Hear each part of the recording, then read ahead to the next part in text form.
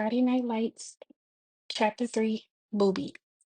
The preseason scrimmage in the late August twilight had barely started when Booby peeled off a run that gave glimpses of why the college recruiters were after him, why Texas A&M and Nebraska and Houston and all the others routinely crammed his mailbox with heady testimonials to his magnificence. You have been recommended to us as an outstanding prospective major college student athlete. You had an outstanding junior year at Permian, and I am sure your senior year will be even better. You are in a situation that many young athletes dream about.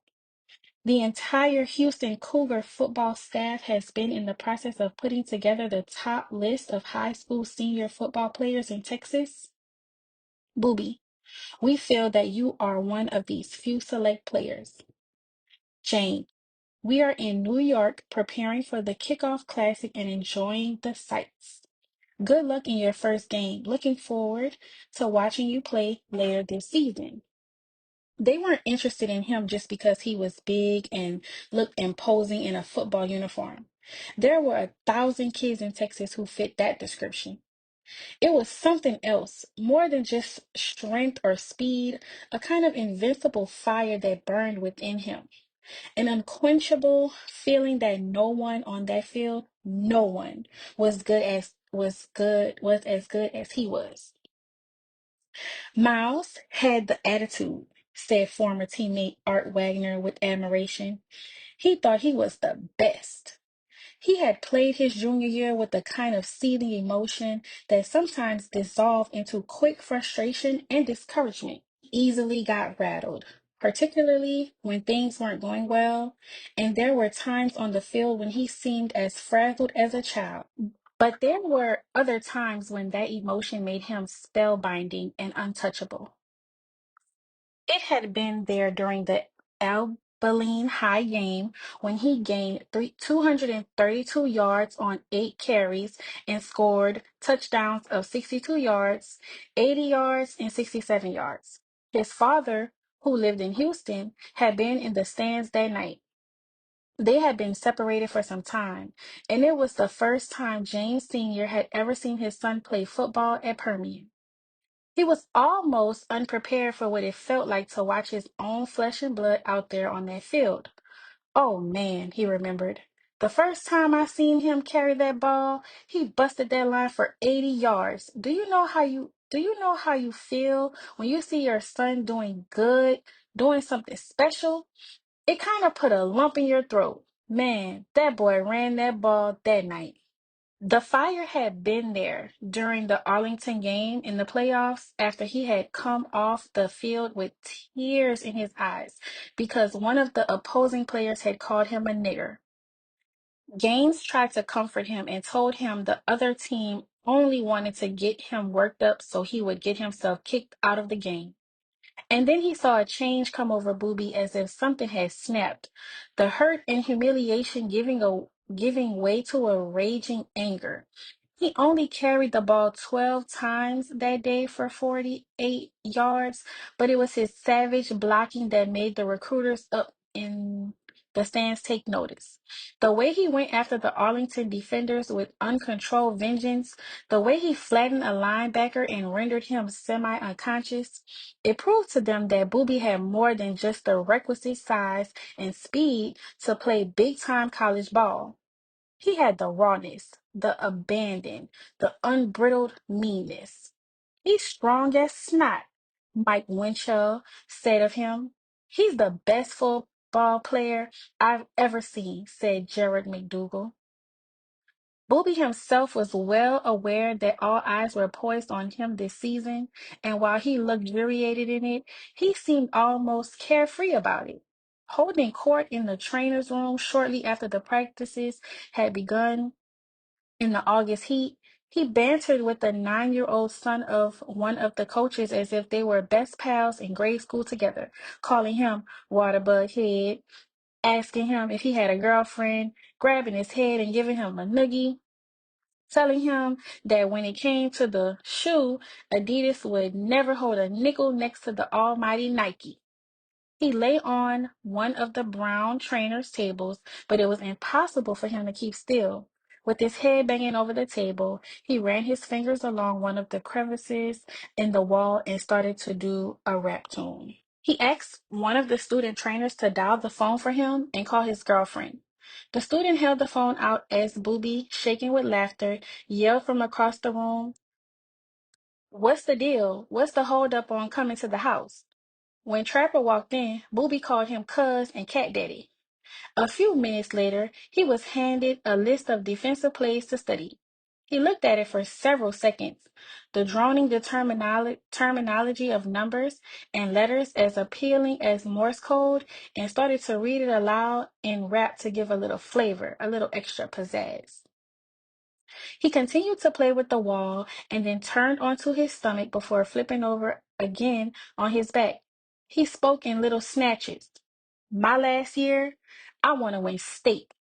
You get your picture took and a lot of college people look at you. When you get old, you say, I went to state in 1988. He dreamed of making it to the pros just as long as it wasn't the New York Jets because he didn't like the color green. And as he flipped onto his stomach one more time, he said he couldn't ever imagine a life without football because it would be a big zero. Because I don't know, it's just the way I feel. If I had a good job and stuff, I still wouldn't be happy. I want to go pro. That's my dream. Be rookie of the year or something like that." He moved off the line against the Palo Duro Dons, and everything was in pulsating motion.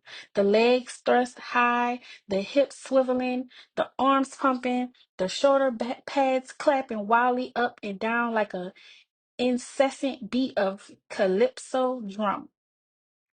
He went for 15 yards, and it was only a scrimmage, but he wanted more.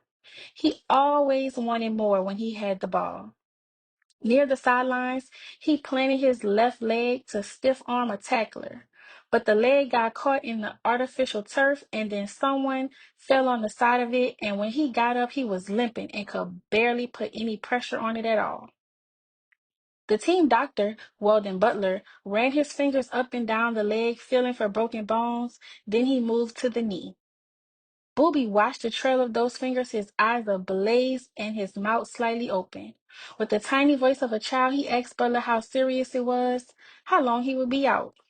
Butler just kept staring at his knee. "You might be out 6, 8 weeks," he said quietly, almost in a whisper. Booby jolted upright as if he was wincing from the force of a shock. "Oh, fuck, man. We won't know until we x-ray it. It may be worse if you don't stop moving that leg. You can't be serious, man. You got to be full of shit, man." Butler said nothing. "Man, I know you're not talking about any 6 to 8 weeks." Booby was placed on the red player's bench behind the sideline, and his black high tops were slowly untied. The leg was placed in a black bag filled with ice to help stop the swelling. He turned to Trapper. "Is it gonna fuck up my season, man?" he asked in a terrified whisper. "I sure hope not," said Trapper. But privately, Trapper's assessment was different. As a trainer, he dealt with knee injuries all the time. His gut told him it was something serious, an injury that might prevent Booby from ever playing football again the way he once had. Booby lay down and several student managers took off his pads. In his uniform, with all the different pads he fancied, he looked a little like RoboCop. But stripped of all the accoutrements, reduced to a gray shirt soaked with sweat, he had lost his persona. He looked like what he was, an 18-year-old kid who was scared to death. "I won't be able to play college football, man," said Booby in a whisper as the sounds of the game in the gauzy light, the hits, the whistles of the officials, the yells of the coaches floated over him, had no effect on him anymore. "It's real important. It's all I ever wanted to do.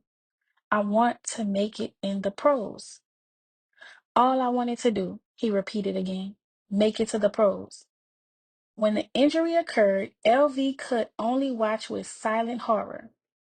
He had stayed frozen in the stands, not wanting to accept it or confront it, but hoping that it would go away after a few nervous moments. But there were too many people around Booby looking at his knee as if it were a priceless vase with a suddenly discovered crack that had just made it worthless. He had always feared that Booby would be seriously injured one day, but not like this, not in a scrimmage that didn't count for a single statistic. Not when he was about to have it all. He had pushed Booby in football and prodded him and refused to let him quit. He did it because he loved him. And he also did it because he saw in his nephew the hopes, the possibilities, the dreams that he had never had in his own life when he had been a boy growing up in West Texas.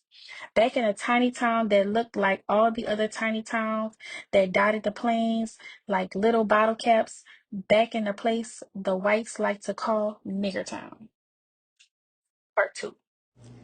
From one perspective, the quickest way to understand Crane, Texas was by thumbing through the ad section of the high school yearbook.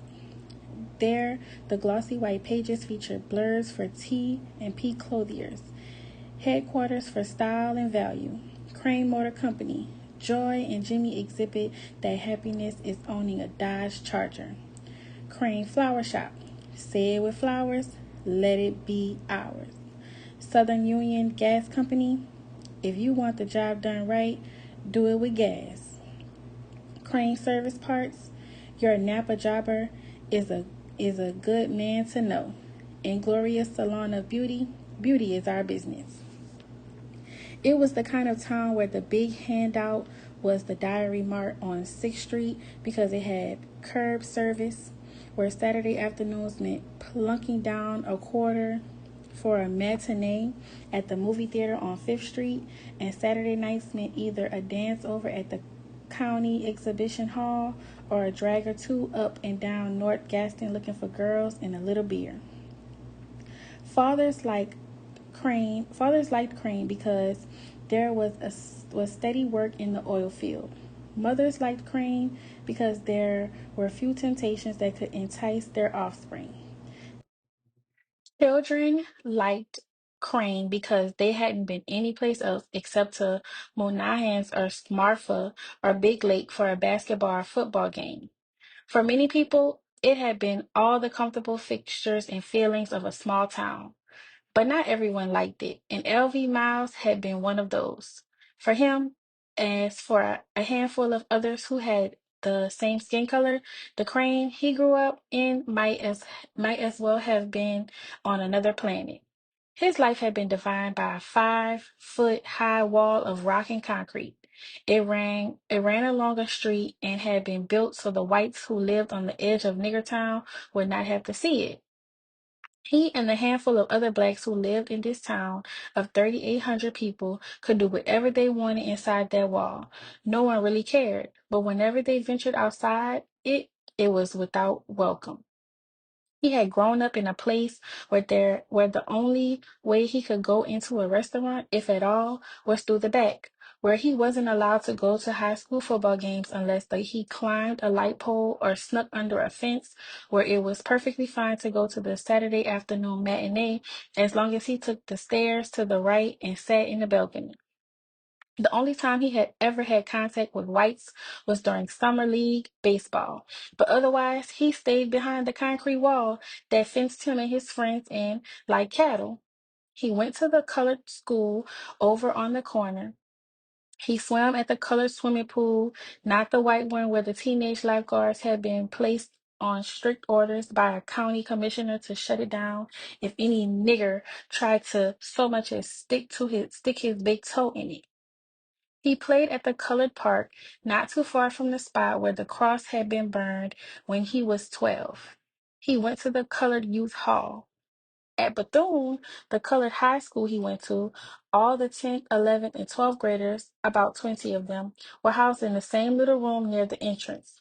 He played basketball in a gymnasium that was tiny and suffocating, and he would never forget the one time he was allowed to play in the gym at the white school, Crane High, and how dazzled he was by the beauty of its backboards, by the sweat rows of bleachers rising above the smooth, glistening floor, as impossibly huge to him as a big city arena.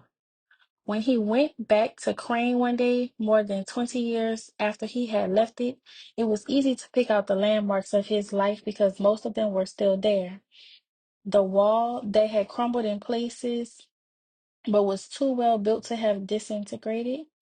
The low slung brick of Bethune with its row of grim windows like expressionless eyes. The red brick of the movie theater on Fifth, where he had to sit in the balcony.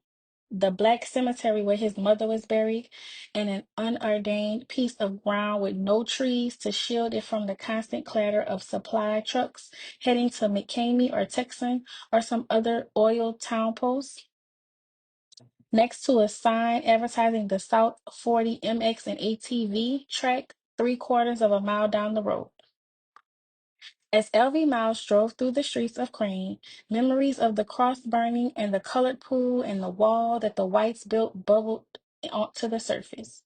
They came out at random with no special significance attached to one or the other, and he talked about them neither with bitterness nor with self-pity.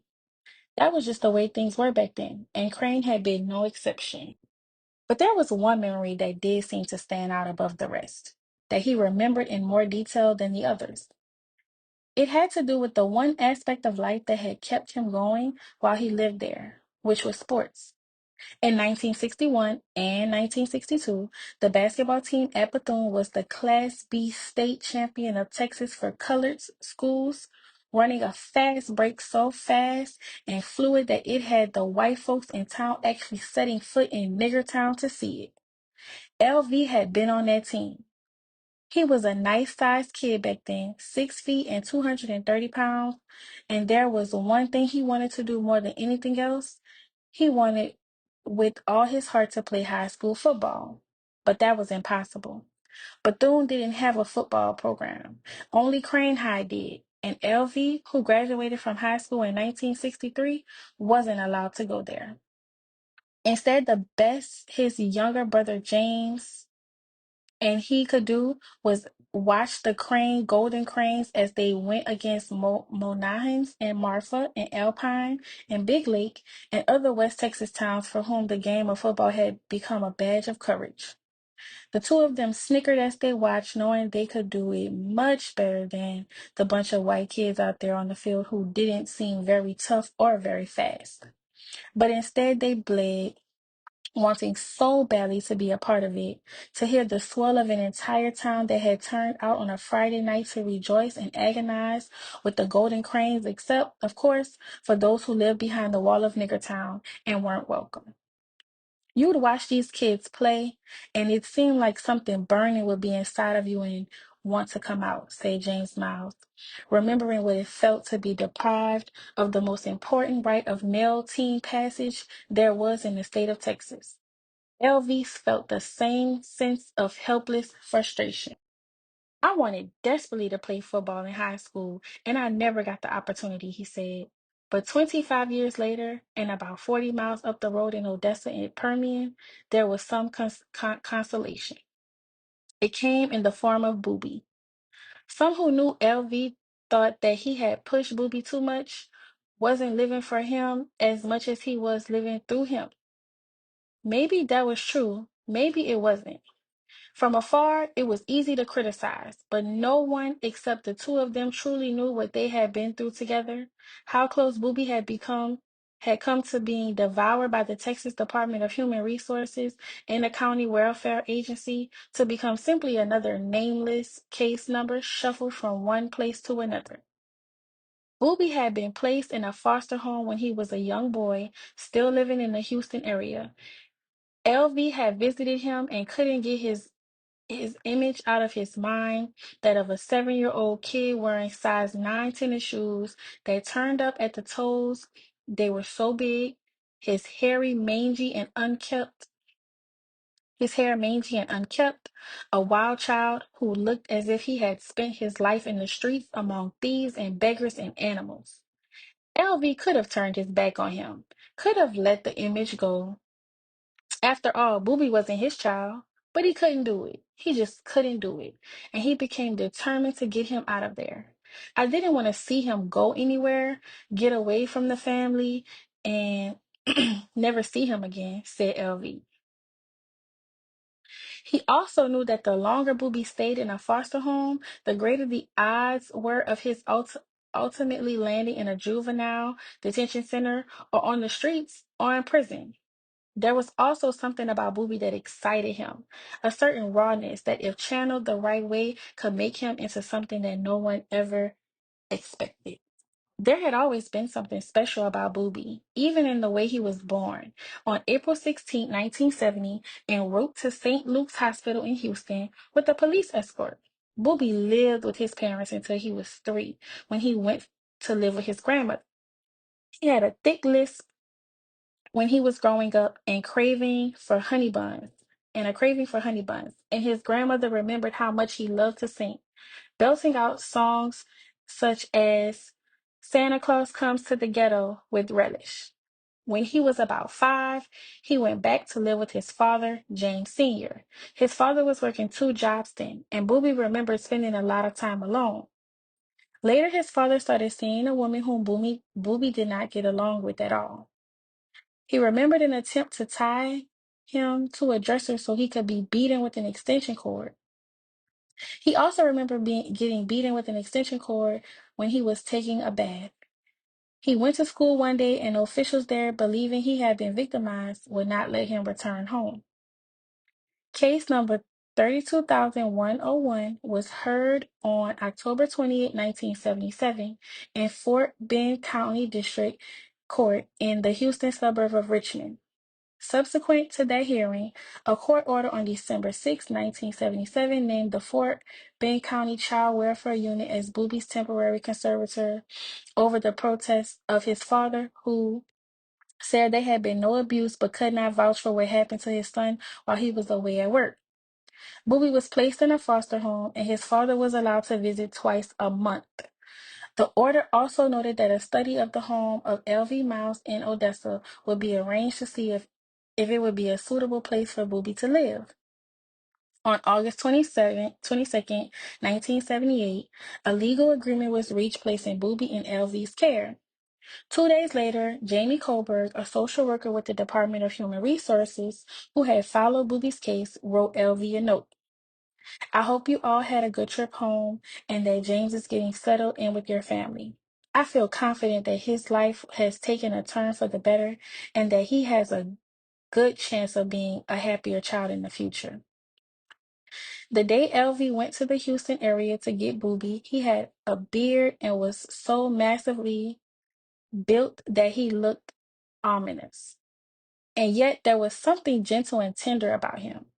In the way he had his arm around Booby, who was wearing a red t-shirt and shorts with his shoulders tilting down slightly. They both had thin smiles on their faces, and they both looked painfully uncomfortable, as if they were embarking on a strange and potentially explosive experiment for which there were no predicted results. Their initial time together had not been easy, and LV made many trips to the elementary school where Booby would get in trouble for fighting or talking back to teachers.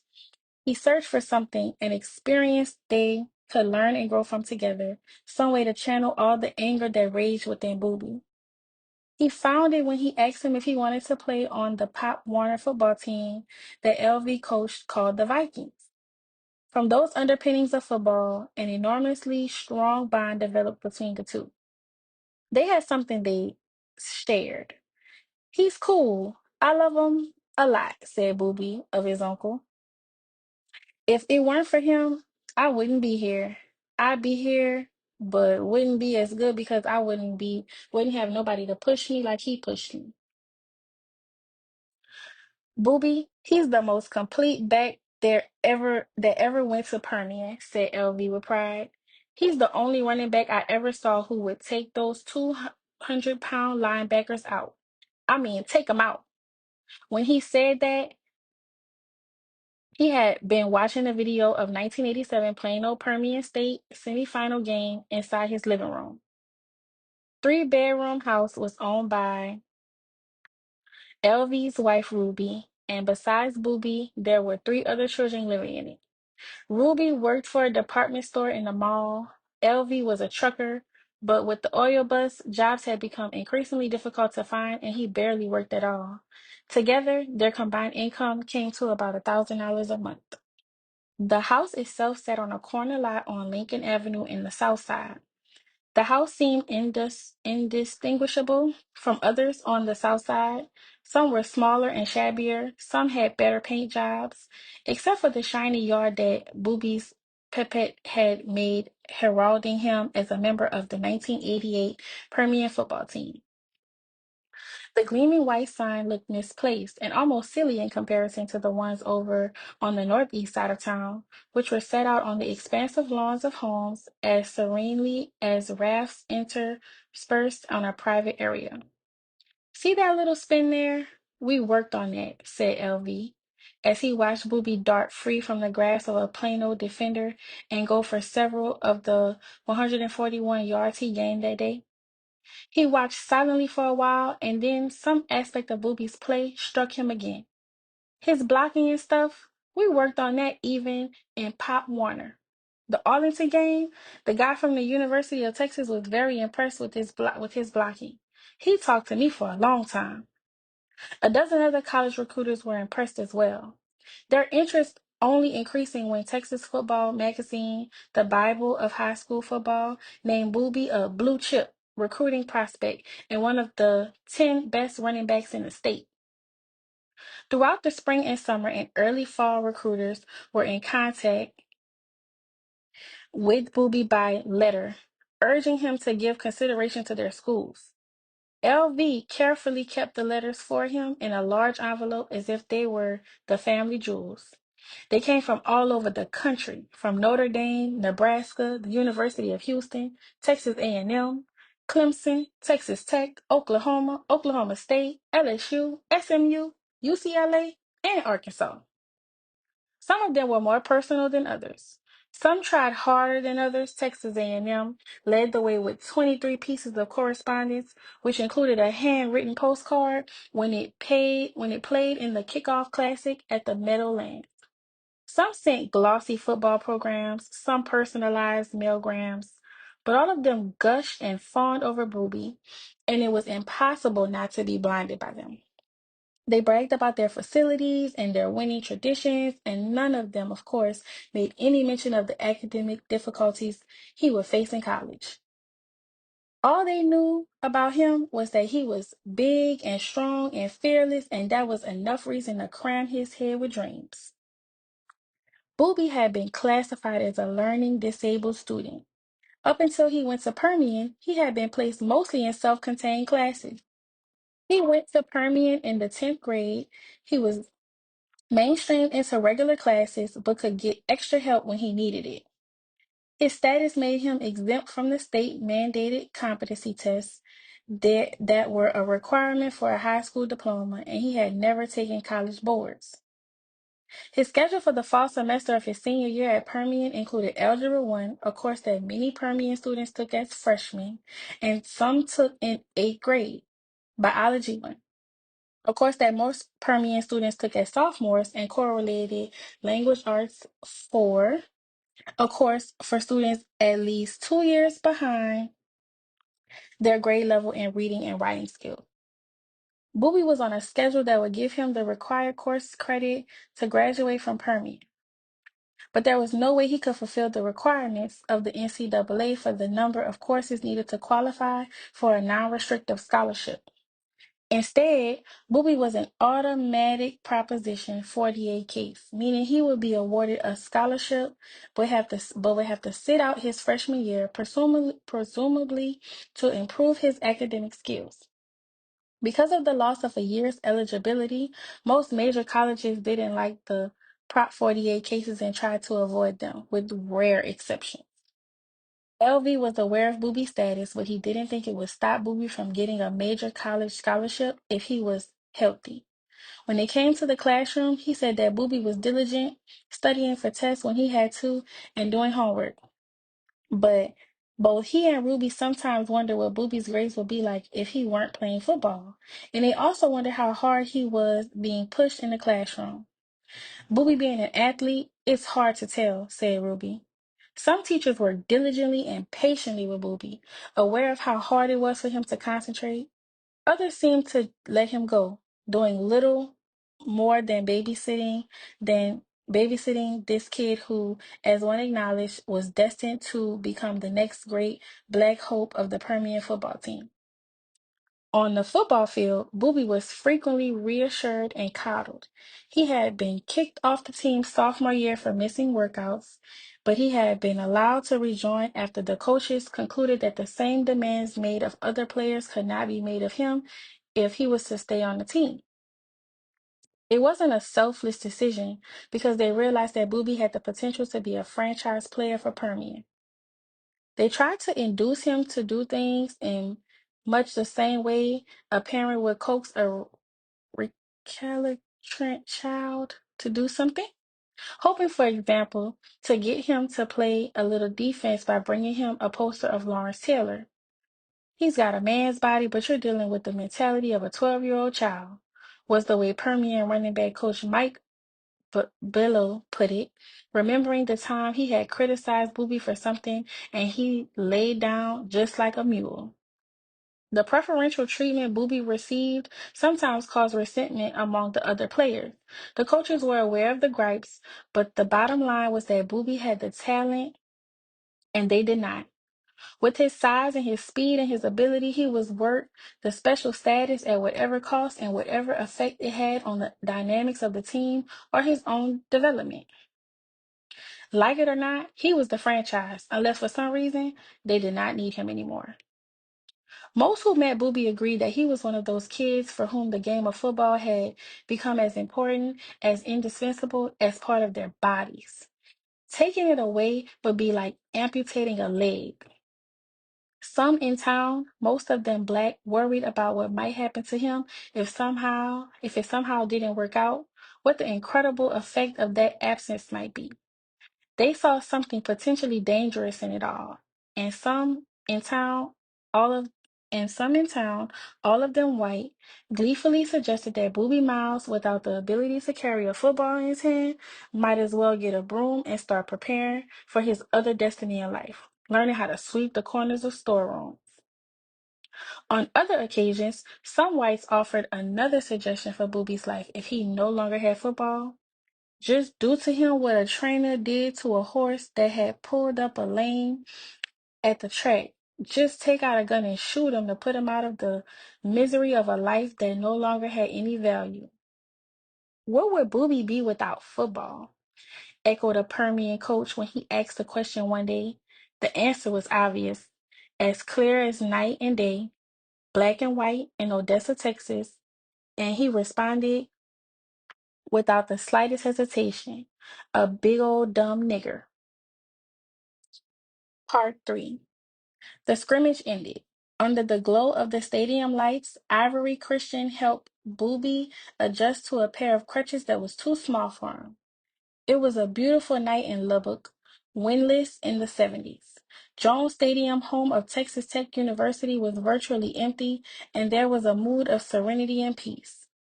The light falling on the field accentuated the colors, the green of the artificial turf, the red of the seats like a luscious flower bed. Everything looked wonderfully vivid and clean as Booby struggled with the crutches to get off the field. Take care of yourself, man. So me and you go to the same college, said Clifton Monroe, a running back from the opposing team. Booby smiled and that wonderful glowing smile. He liked hearing that, but an instant later came the fear of not being able to go to college at all. That's what I'm afraid of, he said. Gaines huddled the team around him. He tried to be stoic, giving the familiar speech that no team was ever built around one player. But the thought of a serious injury to Booby gnawed at him. He had been preparing for this season the moment the last one had ended 8 months earlier. He was methodical and meticulous about everything. The kind of coach, the kind of man who prepared for every possible situation through tireless work. And now came something he had no control over.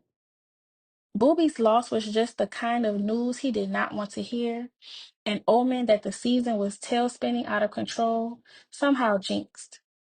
If the knee was wrecked, There went the team's star before a single down had even been played. And who could possibly take his place? Who could match the physical skill of Booby? On the bus ride home, he hardly said a word to anyone. The gray shadows of Brownfield and Seagraves and Seminole and Andrews falling across his face like a fine mist. Instead, he leaned against a railing right behind the bus, gazing at the highway through the bug-splattered windshield, lost in thought. The tension of a season that hadn't even started yet, reducing him to silence. The next day, Booby came to the field house with a huge smile creasing his face. A doctor's exam had showed it was more a sprained ligament than anything else. The doctor told him he could play again in 10 to 14 days. Booby might only miss 2 or 3 games of the season, but then, almost as abruptly, the dream changed again. A second examination by another doctor did reveal damage to the knee. Booby needed arthroscopic surgery. He would be out at least a month before he could come back, and there were some, like Trapper, who believed the road back might take much longer than that. It's not an impossibility that Booby can come back. Can he mentally overcome the injury to come back? Can he be full speed? You have surgery on your knee, they cut it open, and then they say, fuck, you're okay, go back out there. It's kind of a gut check. Do you really want to play football? Can you really come back from it? It meant adjusting to a knee brace. It meant not flinching an inch when the knee was hit full speed by a helmet, not succumbing to the perpetual fear of pain, not running with the slightest tentativeness, which was the edge between a great player and a mediocre one. And it meant doing all these things at the age of 18. In the aftermath of that meaningless scrimmage in the summer twilight in Lubbock, Trapper envisioned a definite fate for the Booby Miles, who had been the dazzling jewel of the watermelon feed. I think he's just gonna drift away. With the season opener a week away, the pressure now intensified on everyone else. On Brian Chavez with his metamorphic ruthlessness, and Ivory Christian with his love-hate ambivalence, and Jared McDougal with his religious zeal. If Permian was to go to state, they would have to perform in ways that no one had ever imagined, rise to heights beyond even the expectations of the fans. But no one would have to have a greater year, be more superb than Mike Winchell at quarterback.